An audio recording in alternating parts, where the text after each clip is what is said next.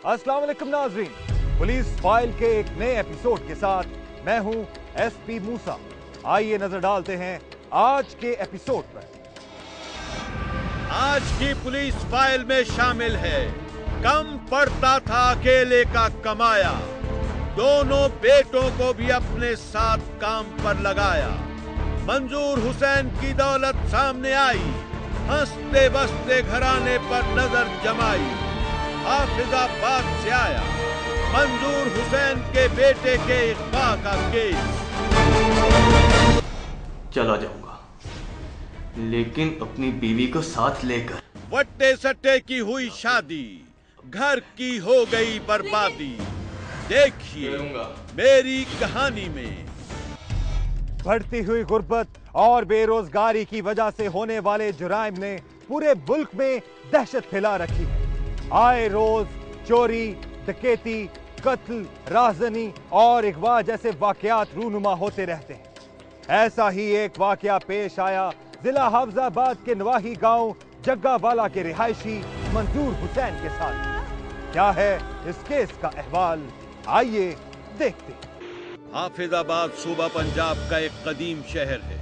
इसी शहर हाफिजाबाद के नवाही गांव जग्गावाला में रहता है मंजूर हुसैन अपने खानदान समेत। मंजूर हुसैन ने अपने खानदान का पेट पालने के लिए अपने गांव में रहकर बहुत मेहनत की, मगर उसके माली हालात तब्दील न हुए। मंजूर हुसैन अपनी औलाद को पढ़ाना लिखाना चाहता था ताकि बड़े होकर उनको कोई अच्छा काम मिल सके। दिन रात सख्त मेहनत और मजदूरी के बावजूद जब मंजूर हुसैन के माली हालात बेहतर न हुए तो उसने अपने दो बड़े बेटों को भी पढ़ाने की बजाय अपने साथ मेहनत मजदूरी करने पर लगा दिया।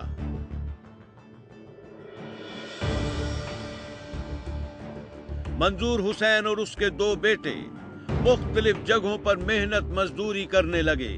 घर के 3 अफराद के काम करने की वजह से मंजूर हुसैन के घर के खर्चात तो आसानी से पूरे होने लगे, लेकिन मंजूर हुसैन और उसके दोनों बेटे अपनी इस जिंदगी से मुतमईन नहीं थे और इसी वजह से वो अच्छे रोजगार की तलाश में मंसूबे बनाते रहते और फिर अच्छे रोजगार की तलाश में मौका मिलने पर मंजूर हुसैन और उसके 2 बेटे पाकिस्तान से सऊदी अरब चले गए और वहां रोजी रोटी कमाकर अपना और पाकिस्तान में मुकीम अपनी फैमिली का पेट पालने लगे।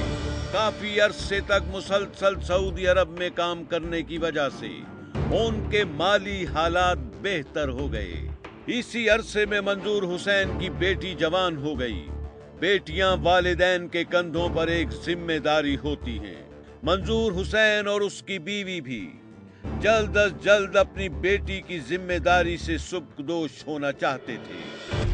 मंजूर हुसैन अपनी इसी फिक्र को दूर करने और अपनी बेटी की शादी की जिम्मेदारी को पूरा करने के लिए जनवरी 2013 में पाकिस्तान आया ताकि अपनी मौजूदगी में अपनी बेटी की शादी कर सके। मंजूर हुसैन की पाकिस्तान आमद पर जहां उसके खानदान समेत उसके तमाम बच्चे खुश थे, वहां मंजूर हुसैन का सबसे छोटा बेटा हमजा, जिसकी उम्र 12 बरस है, वो अपने बाप को अपने पास देखकर खुशियों से फूले नहीं समा रहा था। मंजूर हुसैन ने पाकिस्तान आकर कुछ दिन अपनी बीवी बच्चों के साथ और अजीज रिश्तेदारों के मिलने मिलाने में गुजारे और फिर अपनी बेटी की शादी के सिलसिले में कोशिश शुरू कर दी। बेटी का रिश्ता तय होने के बाद वो अपनी बेटी की शादी की तैयारियों में जोर और शोर से मसरूफ हो गया।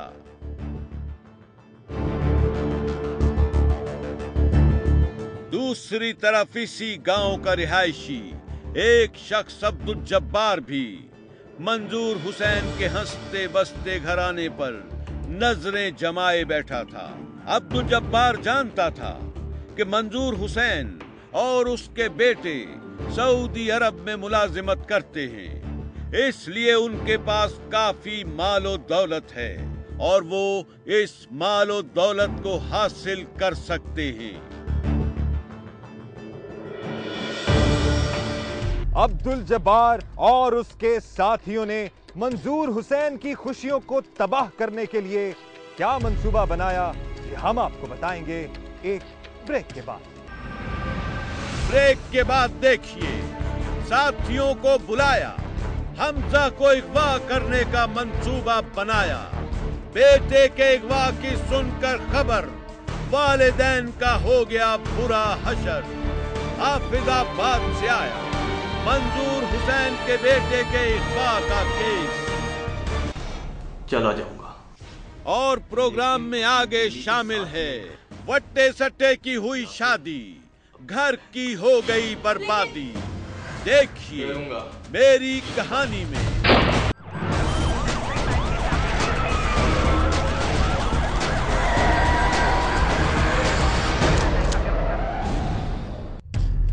अब्दुल जब्बार और उसके साथियों ने मंजूर हुसैन के सबसे छोटे बेटे हमजा को अगवा करके उसके वालिदैन से तावान की रकम हथियाने का मंसूबा बना लिया। अपने इन्हीं नापाक अज़ाइम को पूरा करने के लिए अब्दुल जब्बार ने लाहौर से अपने चंद साथियों को अपने पास अपने डेरे पर बुलवा लिया और मंजूर हुसैन के घर की खुशियों को बर्बाद करने का मंसूबा बनाने लगा। अपने मंसूबे पर अमल करते हुए अब्दुल जब्बार और उसके साथियों ने मंजूर हुसैन के 12 साला बेटे हमजा को अगवा करने के लिए मंजूर हुसैन और उसके खानदान के बारे में मालूमात हासिल करना शुरू कर दी। और फिर मंजूर हुसैन की बेटी की शादी से 10 दिन पहले 6 फरवरी 2013 को मंजूर हुसैन का 12 साला बेटा हमजा मंजूर सुबह सवेरे तैयार होकर स्कूल जाने के लिए निकला तो हमजा मंजूर की वालिदा ने उसके मामू अब्दुल रज़ाक और गुलाम रसूल जो शहर की तरफ जा रहे थे उनको कहा कि आप शहर जाते हुए रास्ते में हमजा को भी स्कूल छोड़ते जाएं।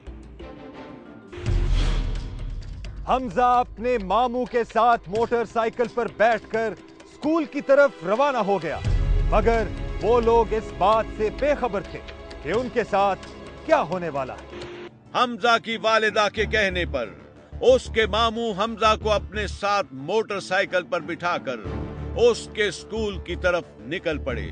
दूसरी तरफ गांव में मौजूद अब्दुल जब्बार अपने 3 साथियों समेत अपने नापाक मंसूबे को पाया तकमील तक पहुंचाने के लिए एक गाड़ी में मुसल्ला होकर और अपने डेरे से निकलकर अपने टारगेट की तरफ चल पड़े। जब हमजा और उसके मामू स्कूल से कुछ फासले पर पहुंचे तो उन्हें अपनी तरफ आती हुई एक गाड़ी दिखाई दी। गाड़ी ने अचानक उनके करीब आकर ब्रेक लगाई और 2 असलहा बरदार लोगों ने असलहा निकालकर हमजा के मामू अब्दुल रज़ाक और गुलाम रसूल की कनपटी पर रखते हुए जबरदस्ती हमजा मंजूर को गाड़ी में डाला और बच्चे की सलामती के लिए 20 लाख रुपए का बंदोबस्त करने और उनके फोन का इंतजार करने का कहकर गाड़ी में सवार 4 मुसल्लह आदमी 12 साला हमजा को अगवा करके ले गए। हमजा के दोनों मामू अपने साथ पेश आने वाले इस हादसे की वजह से कुछ देर के लिए सकते की नजर हो गए और इस दौरान सिर्फ उन्हें ये याद रहा कि अगवाकार हमजा को अगवा करके मोटरवे की तरफ ले गए हैं। जब दोनों के होश बहाल हुए तो उन्होंने अपने साथ पेश आने वाले इस वाक़े की इत्तला पुलिस के इमरजेंसी नंबर पर कर दी।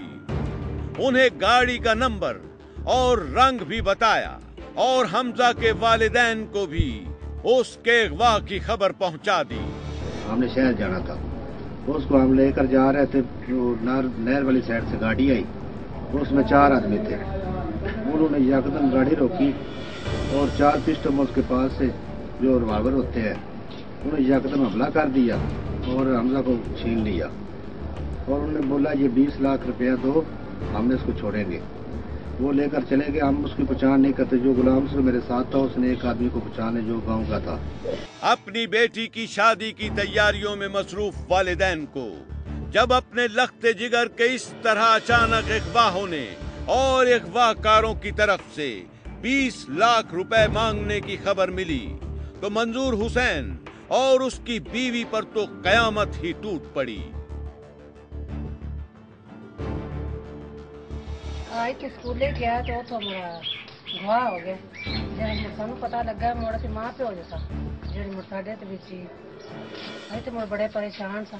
हमजा के अगवा की खबर सुनकर मंजूर हुसैन का सारा खानदान उसको ढूंढने में लग गया। हमजा मंजूर के अगवा होने का वाकया जब डीपीओ हाफिजाबाद अतहर इस्माइल के नोटिस में आया तो उन्होंने इंचार्ज थाना सदर मोहम्मद नवाज सियाल और सब इंस्पेक्टर नसरुल्लाह को पुलिस की नफरी लेकर हमजा के अगवाकारों के ताक़ुब का हुक्म दिया, जिस पर हाफिजाबाद पुलिस ने फौरी तौर पर कार्रवाई करते हुए मोटरवे पुलिस से राबिता किया और अगवाकारों की गाड़ी का नंबर और रंग बताकर उन्हें अलर्ट रहने का कहा।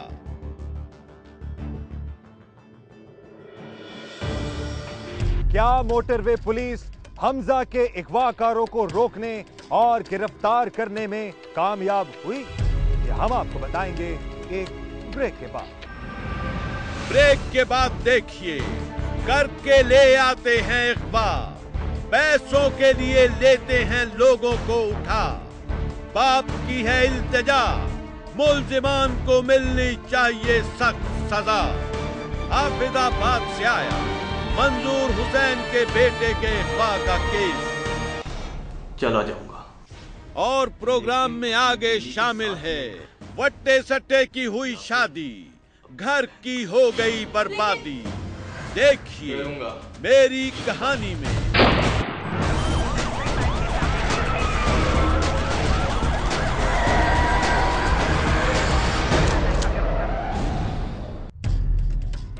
मोटरवे पुलिस ने कोट अब्दुल मालिक इंटरचेंज के करीब एक तेज रफ्तार कार को रोक लिया।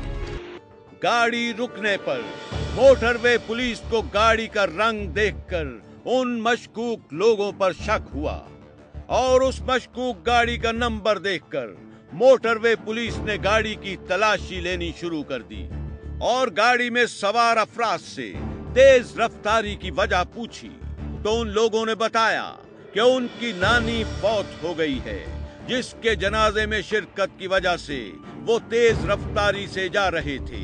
तलाशी के दौरान गाड़ी में बैठे मगवी हमजा मंजूर ने जुर्रतमंदी का मुजाहिरा करते हुए मोटरवे पुलिस को बताया कि ये लोग उसे हाफिजाबाद से जबरदस्ती अगवा करके कहीं ले जा रहे हैं। जब हम मोटरवे पे गए तो मोटरवे पे उसकी तेज रफ्तारी थी गाड़ी की, तो उन्होंने कहा ये तेज क्यों है, तो उन्होंने कहा हमारी नानी फौत हो गई है। तो हम उस हमारी पाबियां पुबियां बैठी हुई हैं तो इसलिए हम तेजी से जा रहे हैं। जब वो मेरे पास आए मोटरवे पुलिस, जब मेरे पास आए कहते हैं पाबियां तो नहीं है लेकिन ये बच्चा कहाँ से है। उन्होंने कहा ये मेरा भाई है।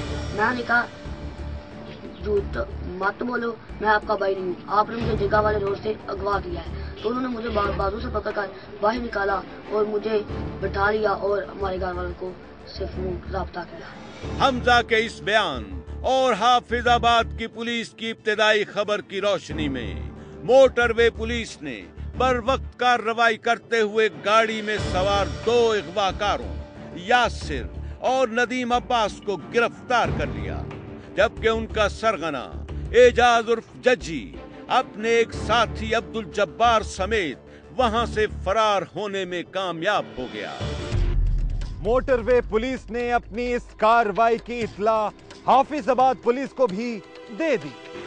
अगवाकारों और हमजा की खबर मिलने पर हाफिजाबाद पुलिस जल्द ही कोट अब्दुल मालिक इंटरचेंज पर पहुंच गई और मुल्जिमान को हिरासत में लेकर मगवी हमजा समेत उनको हाफिजाबाद ले जाया गया, जहां डीपीओ हाफिजाबाद ने प्रेस कॉन्फ्रेंस करके मगवी हमजा को बाजियाब करने और मुल्जिमान को गिरफ्तार करने का ऐलान किया।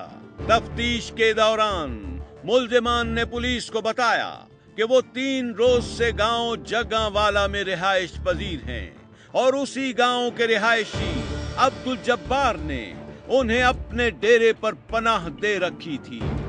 हमजा मंजूर के अगवा का मंसूबा भी उन्होंने मिलकर बनाया और इससे कबल उन्होंने शेखुपुरा से एक शख्स को तावान के लिए अगवा किया और अब्दुल जब्बार के डेरे पर 3 रोज तक तशद्दुद का निशाना बनाने के बाद 1 लाख रुपए तावान वसूल करके उसे छोड़ दिया।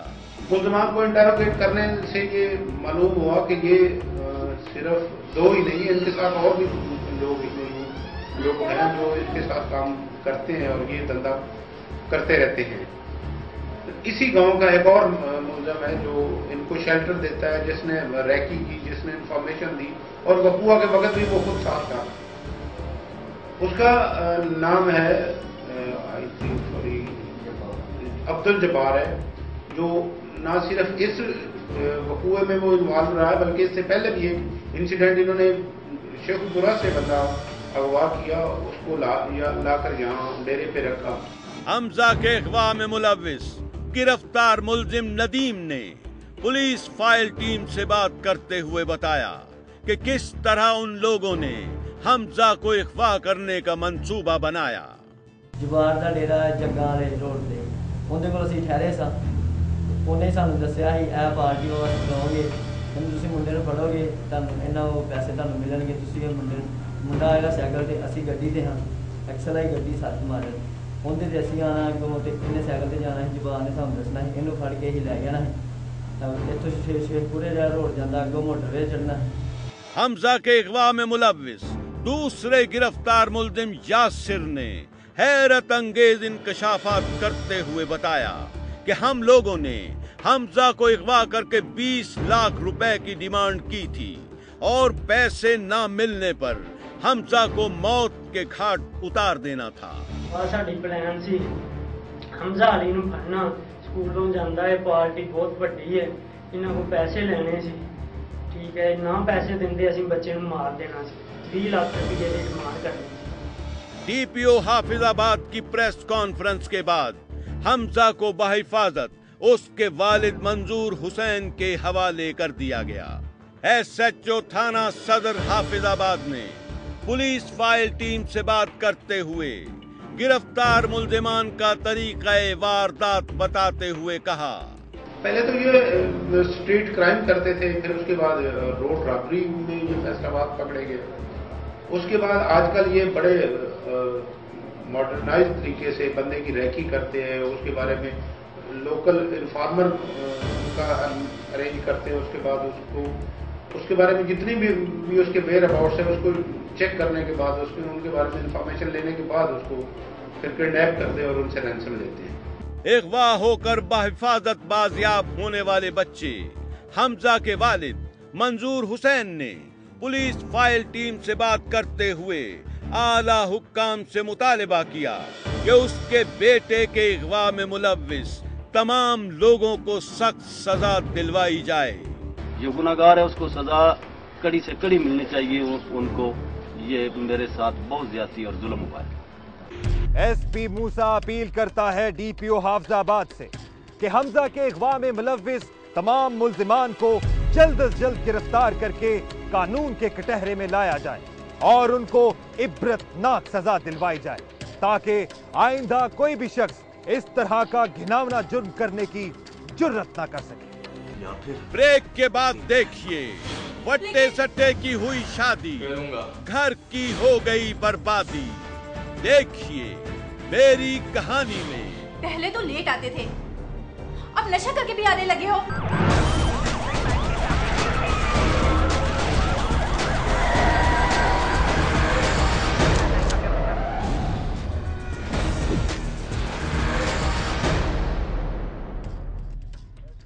हमारे समाज में कुछ फरसूदा रस्में आज भी बहुत से इंसानों की जिंदगियों को जहन्नुम बना देती। इन्हीं रस्मों से जन्म लेता है जुर्म, जिसका शिकार होते हैं बहुत से मासूम और भोले भाले लोग।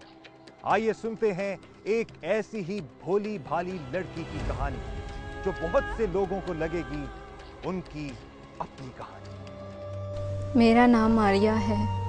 मेरे वालिदैन ने मेरी शादी उस वक्त ही तय कर दी थी जब मुझे अभी ख़ुद भी आईने में देखना नहीं आता था।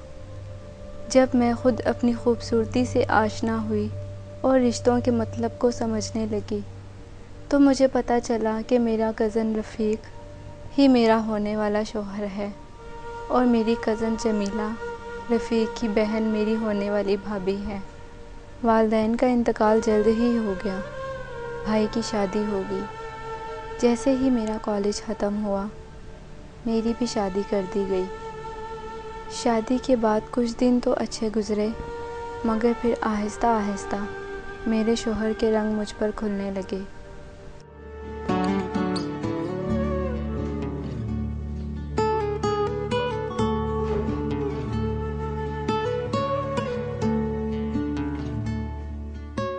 क्या बात है, तुम सोई नहीं अभी तक?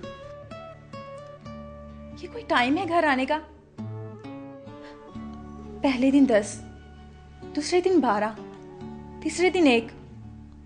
अब तो कभी कभी शक होता है कि तुम घर ही नहीं आओगे। ये कोई तरीका नहीं है शरीफों का। चुप कर। शरीफों की बीवियां भी ऐसे नहीं बोलती जैसे तू बोल रही है। और वैसे भी तुझे क्या तकलीफ है मेरे घर लेट आने से, हैं? बाहर के हालात ठीक नहीं है। अगर तुम्हें कुछ हो गया तो सोचा है मेरा क्या होगा? कुछ नहीं होता मुझे और ना ही तुझे कुछ होगा। खाम खाम वहम ना किया कर। सो जा।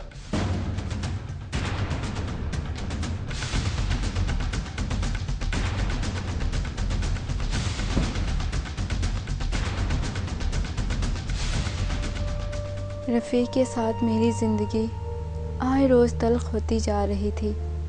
रातों को देर से आने का सिलसिला जारी रहा बल्कि बढ़ने लगा। फिर वो दिन भी आए कि उसने रातों को घर से बाहर रहना शुरू कर दिया। मेरे लिए ये बहुत अजीब था लेकिन मैं चुप रही।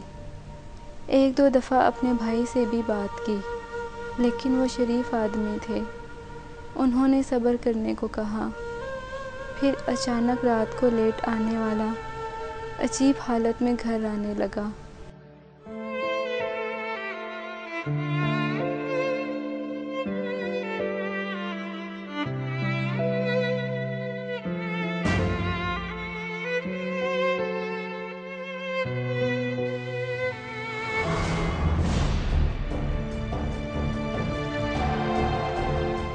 पहले तो लेट आते थे, अब नशा करके भी आने लगे हो।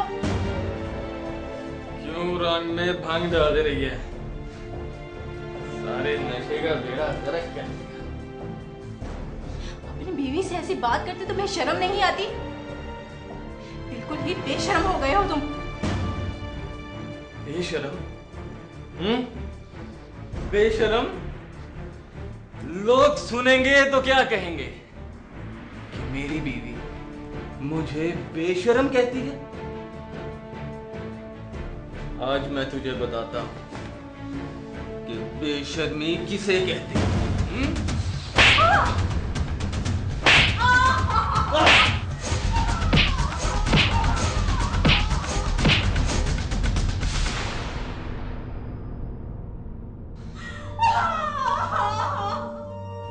मैं माँ बनने वाली थी और सोच रही थी कि उसको ये खुशी की खबर सुनाऊं, लेकिन उसने उस दिन वो खुशी मुझे मार मार कर खुद ही हाथ में मिला दी थी। मैंने बड़ी मुश्किल से भाई को फ़ोन किया।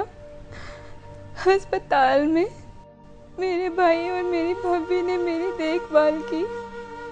वो एक दिन भी मेरा पता करने नहीं आया। अस्पताल से फारिग होकर मैं अपने भाई के घर चली गई, लेकिन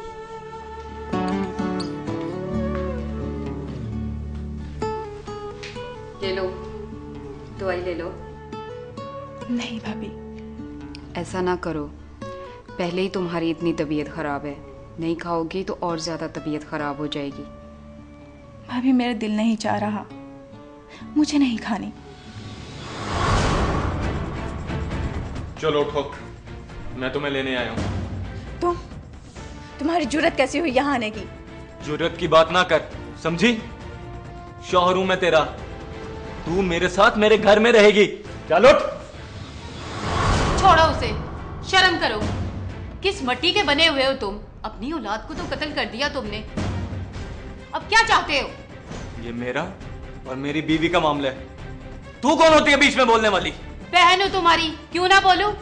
शर्म आती है मुझे तुम्हें अपना भाई कहते हुए। तो मत कह मुझे अपना भाई। चल हट यहां से, चल उठ मेरे साथ, उठ। छोड़ो। हम लोग एक ही दादे की औलाद हैं, मुझे अपने जैसा बनने पर मजबूर मत कर। जा, चला यहां से। चला जाऊंगा, लेकिन अपनी बीवी को साथ लेकर, या फिर अपनी बहन को। मेरी बहन तो तेरे साथ जाएगी नहीं, और अपनी बीवी को मैं जाने नहीं दूंगा। जमीला, तू मेरे साथ चलेगी या अपने शौहर की बात मानेगी? मैं अपने शौहर का साथ देने में ज्यादा फख्र महसूस करूंगी।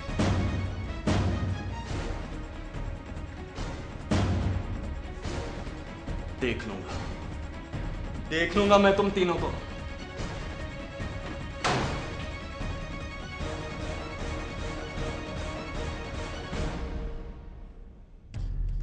रस्मों के बंधन में बंधी और जालिम शोहर के हत्थे चढ़ी मारिया के साथ क्या बीती, ये हम आपको दिखाएंगे एक ब्रेक के बाद। वट्टे सट्टे की हुई शादी, घर की हो गई बर्बादी। देखिए मेरी कहानी में। मेरी बहन को अपने पास रखा है।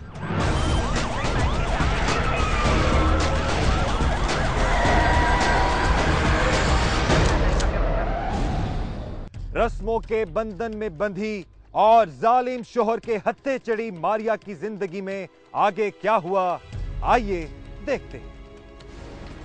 देख लूंगा मैं तुम तीनों को।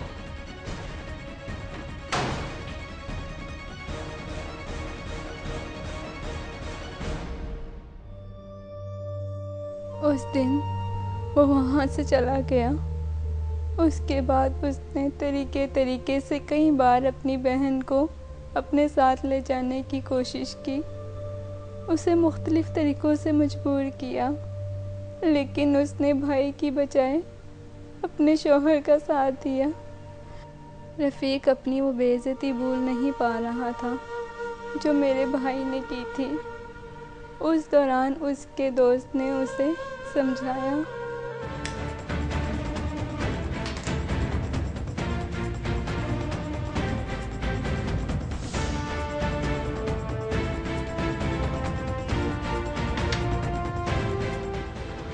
किसी को नहीं छोड़ूंगा मैं। ओए, उन्होंने मेरी बेइज्जती की है, रफीक की। सबको मार दूंगा मैं, सबको मार दूंगा। और कभी ठंडे दिमाग से भी सोच लिया कर, तेरी बहन है उस घर में, उनको मारेगा तू? और फिर वो लोग कौन सा गलत कह रहे हैं? वो तू छोड़ क्यों नहीं देता ये सब काम? ओए, चुप कर, ज्यादा लेक्चर देने की जरूरत नहीं है। ज्यादा लेक्चर देने की जरूरत नहीं है। जा, ताहिर रज़ा को साथ ले जा उनके घर, खत्म कर इस मामले को। बड़ा आया, मार दूंगा।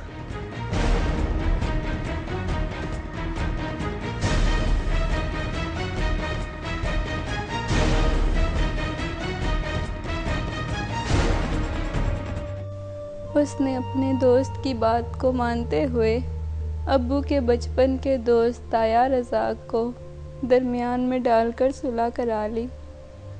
मेरे भाई ने सिर्फ एक शर्त रखी कि रफ़ीक मुझे मारेगा नहीं और शराब नहीं पिएगा, और मैं फिर रफ़ीक के घर आ गई।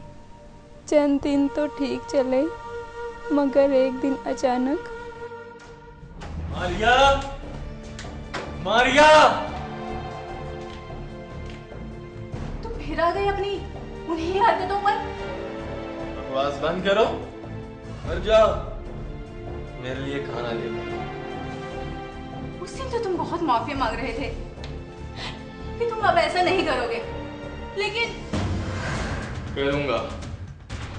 तुझसे और तेरे भाई से जो होता है वो कर ले। उसने मेरी बहन को अपने पास रखा है और मैं तुझे रखूंगा, मगर तड़पा के। तुम्हें शर्म नहीं आती ऐसे कहते? जुबान चलाती है तो मेरे सामने? जुबान चलाती है तू? जुबान चलाती है तू?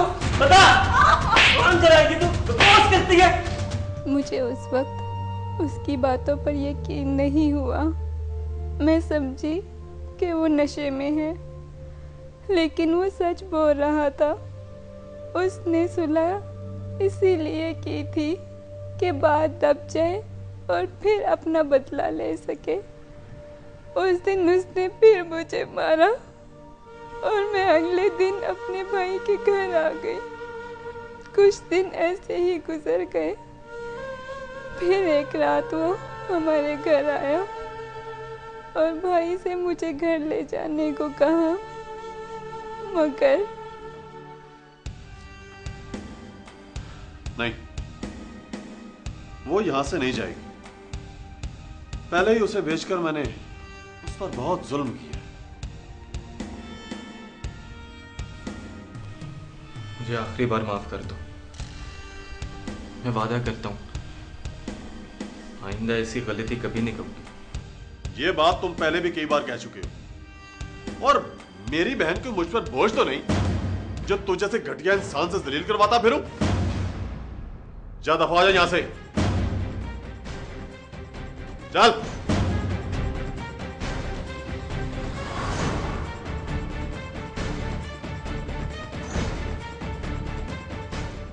भाई के इनकार करने पर वो गुस्से में आकर वहां से चला गया और फिर कई दिन तक ना आया। और फिर एक रात वो नशे में धुत मुझे लेने हमारे घर आ गया। बहुत बोलता था तू उस दिन कि तू इसे मेरे साथ नहीं भेजेगा। अब बोल, भेजेगा या नहीं? तू इस वक्त नशे में है। जा, घर जा। घर तो मैं चला जाऊंगा, लेकिन इसे साथ लेकर। ये तेरे साथ नहीं जाएगी। अगर ये मेरे साथ नहीं जाएगी तो फिर तू जाएगा सीधा ऊपर।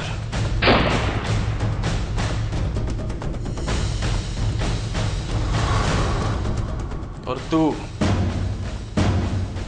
भाई को छोड़ के अपने खामन का साथ दे रही थी। ले, दे अब साथ।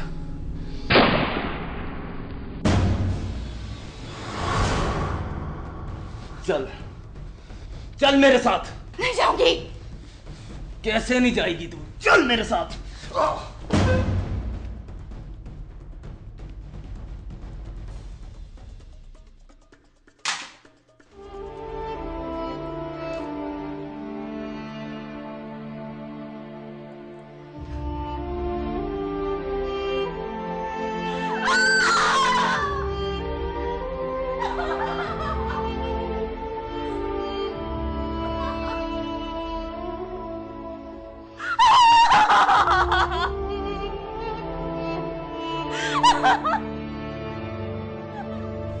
वो नशे में धुत था। उसने सफाकी से अपनी बहन और मेरे भाई को कत्ल कर दिया था। मैं वहां से भागकर पुलिस स्टेशन गई और मेरी रिपोर्ट के बाद पुलिस ने उसे गिरफ्तार कर लिया। वट्टे सट्टे की शादी ने मेरा खानदान खत्म कर दिया था। अब मैं मुकदमा लड़ रही हूँ और सोचती हूँ कि समाज में वट्टे सट्टे की शादी का मुकदमा कौन लड़ेगा, कौन लड़ेगा।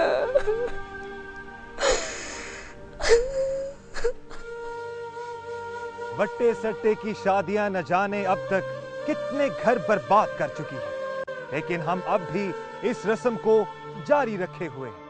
वालिदैन को चाहिए कि अपने बच्चों की शादियां तय करते वक्त तमाम पहलुओं पर नजर रखें, ताकि उनकी और उनके बच्चों की जिंदगियां बर्बाद होने से बच सके।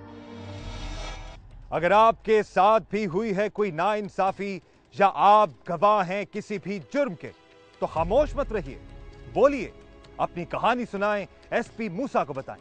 हमें एसएमएस करें, पीएफ लिखकर स्पेस दें, अपना पैगाम लिखें और 3031 पर हमें भेज दें, या हमें ईमेल करें। हमारा एड्रेस है policeFile@dunianews.tv। आप हमें खत भी लिख सकते हैं। हमारा पता है programme police file, PO box number 500 Lahore. आप हमें फेसबुक पर भी ज्वाइन कर सकते हैं। हमारा एड्रेस है facebook.com/पुलिसफाइल। अपना ख्याल रखें, खुश रहें, महफूज रहें। आपसे मुलाकात होगी पुलिस फाइल के अगले प्रोग्राम में। तब तक एसपी मूसा और उसकी इन्वेस्टिगेशन टीम को इजाजत दीजिए। अल्लाह हाफिज।